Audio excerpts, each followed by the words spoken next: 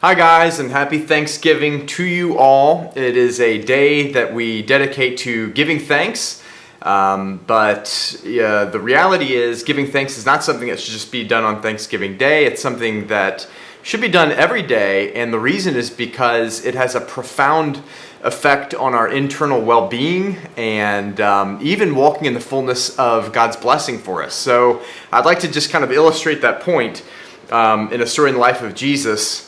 So there's this time where Jesus was doing his ministry. The apostles, the disciples were with him. There was a crowd of probably around 12 to 14,000 people with him.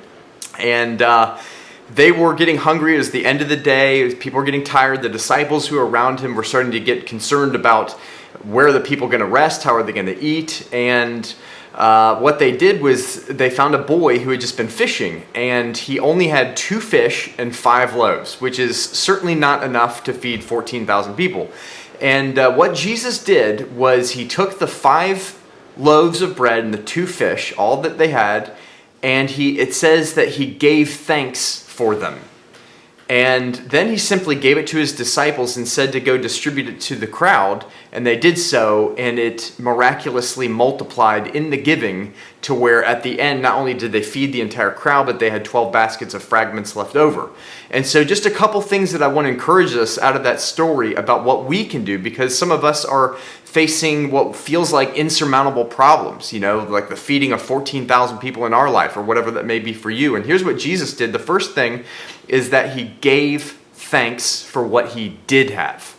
So obviously in that case, it was nowhere close to what he needed, but he still gave thanks. He took stock of what he did have and he gave thanks for it. First thing.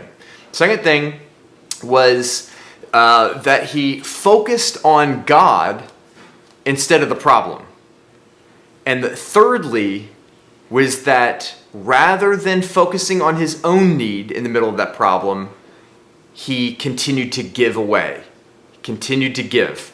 And so those 3 things, being thankful for what you do have, take stock, actually go through and take inventory. I would encourage each of us to actually list verbally and to express gratitude even from the smallest of things to the largest of things in our lives that we can be thankful for. What does that do? It takes your focus off of the problem and onto the blessing that you actually are perhaps forgetting about.